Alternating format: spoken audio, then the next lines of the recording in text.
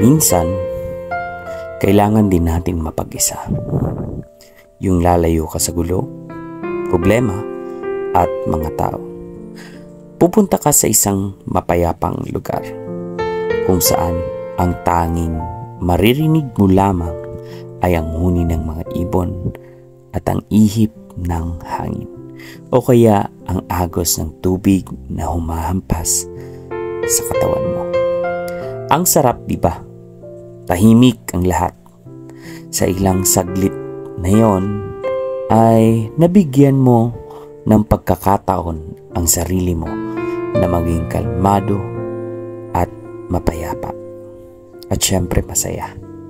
Sa kahit saglit na panahon lang, yung walang iisiping problema, trabaho, at mga bayarin sa buhay. Yung tipong magagawa mo ang lahat.